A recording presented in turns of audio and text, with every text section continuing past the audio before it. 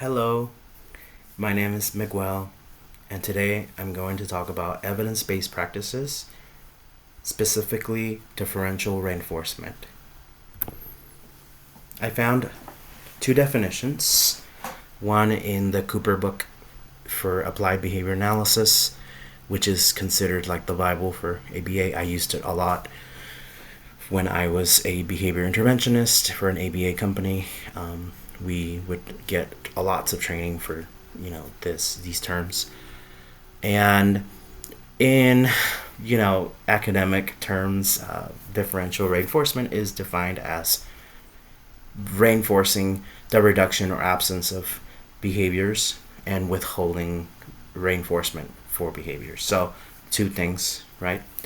And also I found this really nice definition. I think it's a little more accessible in the Autism Parenting magazine, and it says praising and rewarding the good things your child does while ignoring the behaviors you don't want, which I thought was pretty neatly summarized. I kind of had trouble finding where the origin of differential reinforcement was, but the earliest name that I was able to find was Robert Burgess and Ronald Akers in 1966. They were doing a study, and it was related in the context of criminal psychology, and they were talking about like the ways that they can reduce criminal behavior and deviant behavior and such. The main thing is they were borrowing these ideas from operant conditioning from B.F. Skinner.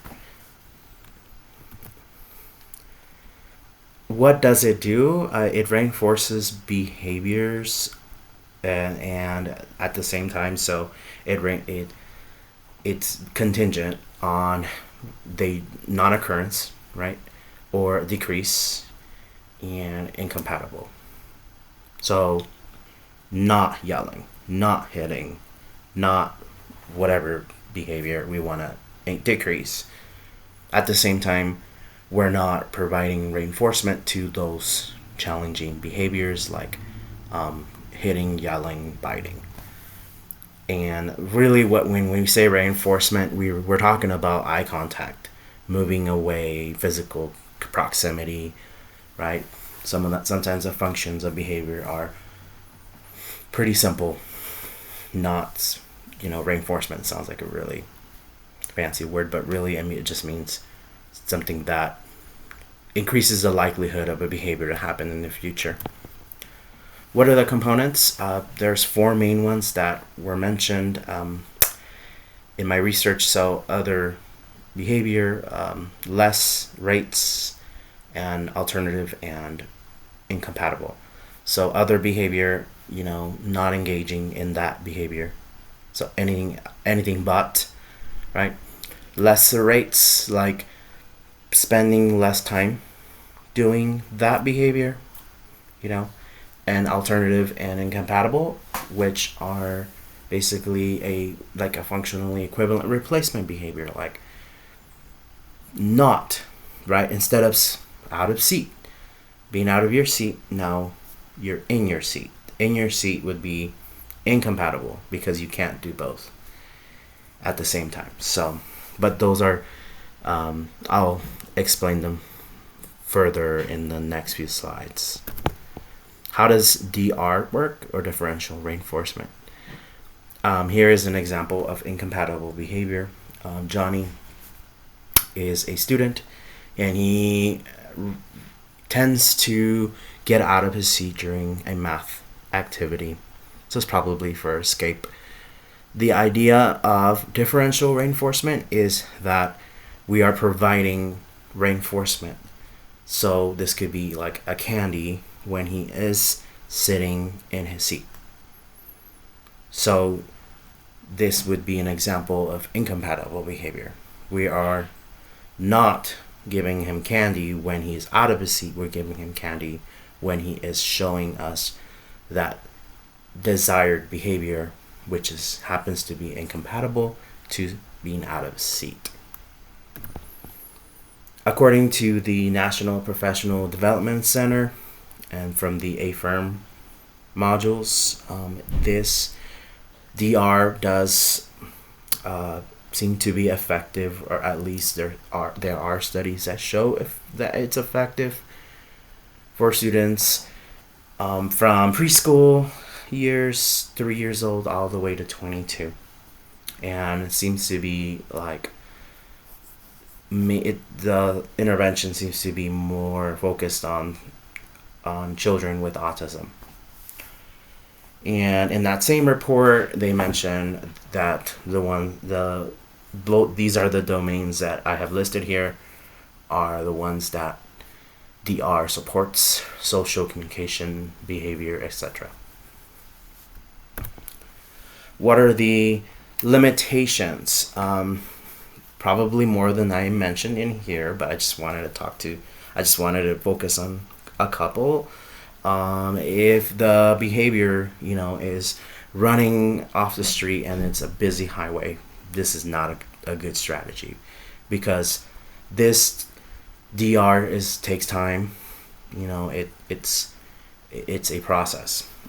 If it's a classroom and there is constant turnover, this would not be a good idea, because there needs to be consistency. If one para gives Johnny one candy every time, and the other para is not as consistent, they give a candy every once in a while, that could really threaten the effectiveness of this intervention. Alternative behaviors are those that so instead of doing screaming, we do whistling, for example, or in a case we go for a walk instead, or take a break. Sometimes we can assume that the student can do that alternative behavior, but they can't. So sometimes the alternative behaviors that are chosen take a lot more effort to do than the challenging behavior, so we have to be careful. An implementation problem, again, the para is giving a candy to Johnny, but what ends up happening, or could end up happening, is Johnny is engaging now in his seat, but now is fidgeting and engaging in off-task behavior. So by accident, now we are actually reinforcing an inappropriate behavior. So that's something to think about.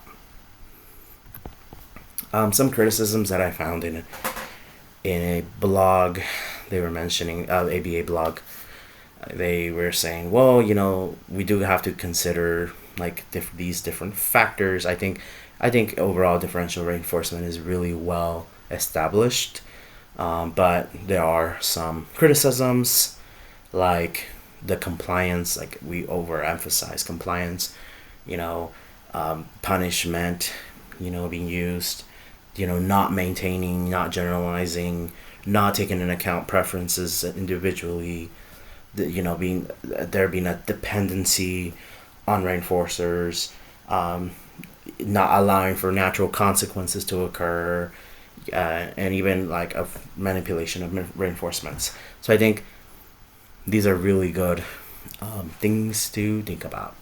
Food for thought.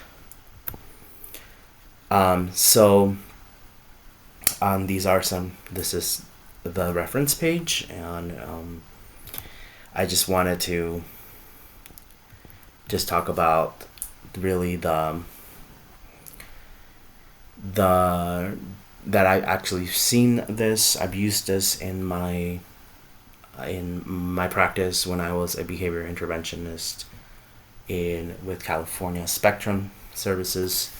I used it also in California Psych Care, and yeah, it works. I think the trick is to get everyone on board and get the parent on board and get the student. There are a million factors. So I think overall,